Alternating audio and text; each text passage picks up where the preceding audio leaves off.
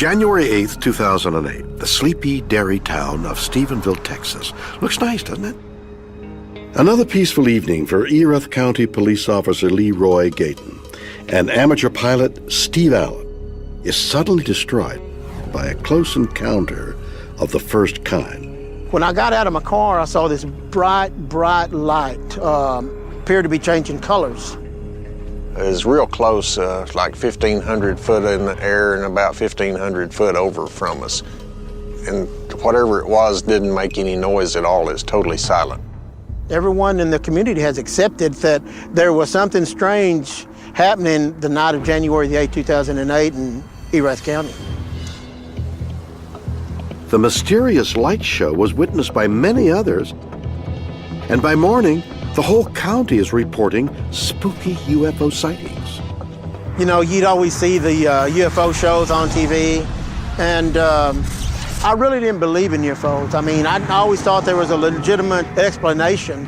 I feel like these are from somewhere besides Earth. I don't think they're from Earth. It was almost like a biblical event. We couldn't come to a conclusion of what it was.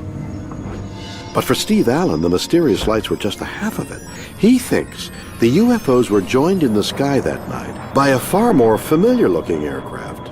We went into the house to figure out what happened, and somebody called and says they're coming back, and we ran outside, and that's when we saw the two F-16s in pursuit. And I thought, well, why is our government chasing something, you know, or what are we doing, you know, or are we at war with somebody, or it could be end times, or a lot of things passed through my mind. And, you know, I kind of made a beeline after that to my house because I thought if there was a problem or something happening, I wanted to be at my own home with my family. Cognitive neuroscientist Professor Allison Sekuler specializes in researching how the human brain interprets everyday events. She believes there may be a more down-to-earth explanation for the mystery of the Texas lights. Officially, UFO stands for unidentified flying object. People don't like unidentified. The brain doesn't like unidentified. The brain's job is to make sense of the world. And so when people see something that is officially an unidentified flying object, because we don't know what it is, they do try to put it into some sort of sense. They try to make sense of it in some way. You see, to Professor Sekuler, eyewitness statements, especially those of mysterious and hard-to-explain phenomena, are often innocent misinterpretations. Different people can look at exactly the same thing out in the real world and see completely different things, because the way that you see the world is not actually a reflection of what's physically out there. It's a reflection of how that information interacts with your brain. And so, because my brain has different sorts of perspectives on the world and different experiences, I'll interpret something differently than someone standing next to me who's had a different sort of life experience and a different perspective on what they're looking at.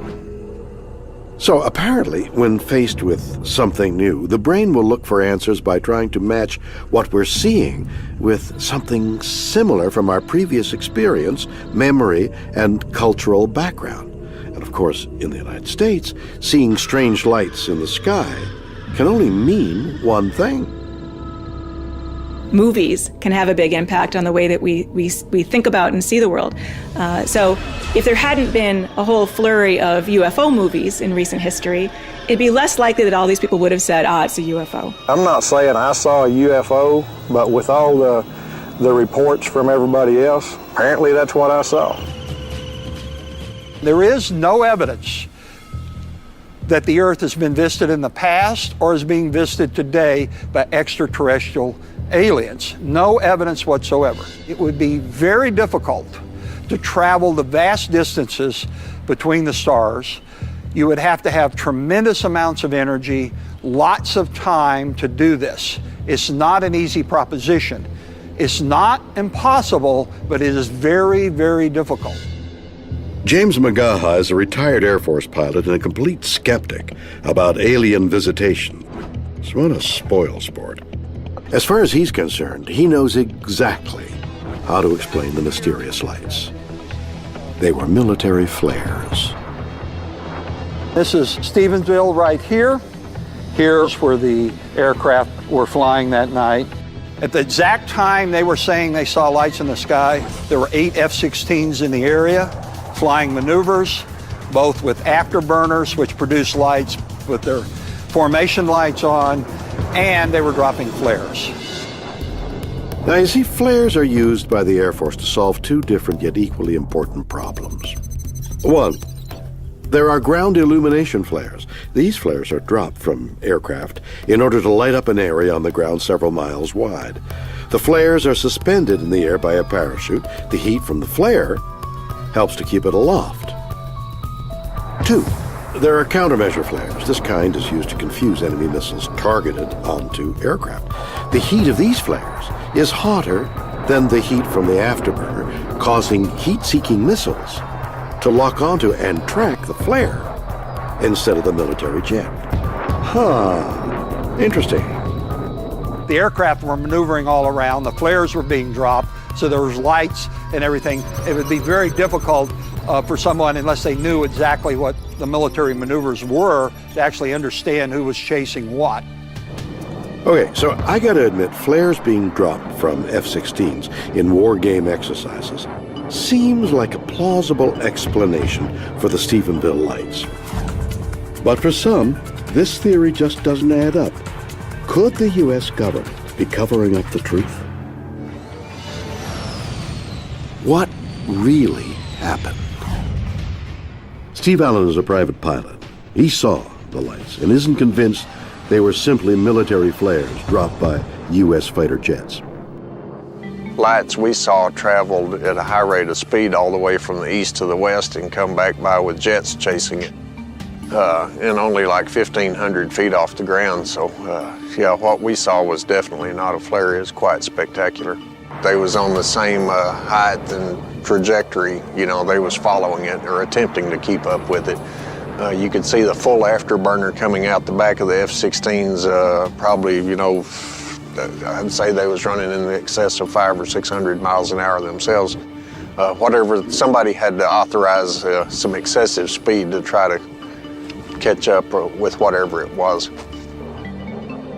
Allen's belief that the lights were UFOs actually being chased by fighter jets is supported by one crucial piece of information. If these were simply flares, why didn't the Air Force admit it? Carswell Air Force Base in the military in Fort Worth originally denied anything out here, and then they denied that F-16s was there. And of course they was from here no further than 2 football fields away, so we know they was there. Later on, as I discovered, there were indeed aircraft flying that night, and the Air Force, the Public Affairs Office, put out a press release saying we made a mistake. There was nothing more to it, nothing sinister at all to it, just a mistake. Yeah, I think the military probably was trying to cover it up. Obviously, after the story first broke, they decided they had 10 F-16s in the area. And we all kind of lost the credibility with the military that they didn't know that they had their military jets in this area, especially 10 F-16s. This is military communications expert Steve Douglas. He believes the Stephenville lights were indeed Air Force flares, but they were being used as part of a military cover-up, not to hide the existence of aliens, but something far scarier, to hide top-secret black ops. Whoa. Well, as it goes with the Stephenville sightings, I think the truth is that a lot of people are seeing what they think are extraterrestrial spaceships. They're not. They're seeing military projects.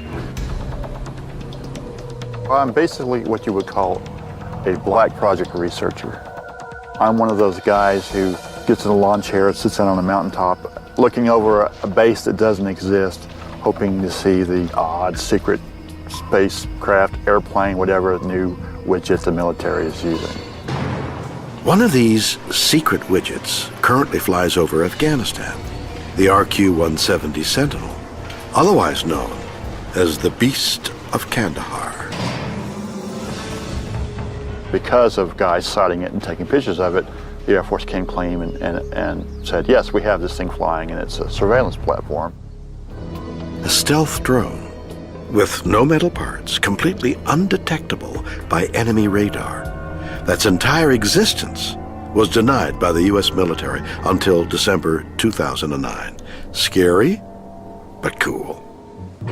Just this year alone, the new military budget is at $108 billion, with $44 billion of it earmarked for covert operations alone.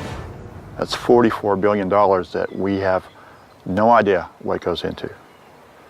And that's why there are guys like us.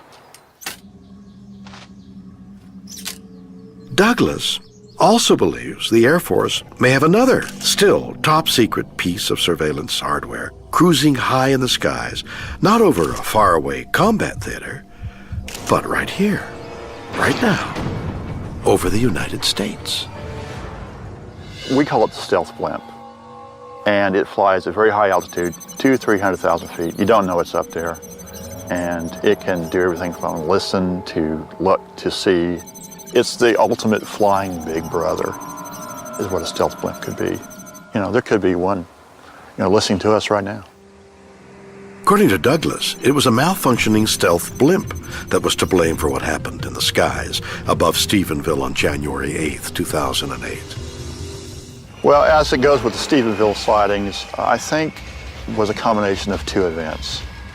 I think it was some type of covert black projects operation, maybe like one of these stealth blimps was forced down and out of altitude. Because of it happening, which I think was just a happenstance, the military put on what I call a dog and pony show, which means they threw a bunch of fighters in the area, dropped some flares, made some lights as to kind of look over here, but not at that thing over there. So were the mysterious lights over Stephenville that night simple flares used to distract attention from a black op gone wrong? Or were the flares being used in a routine exercise? Or were the good people of Erath County, like Steve Allen and the police officer Leroy Gayton, right all along? Could the origins of the Stephenville lights be from another world?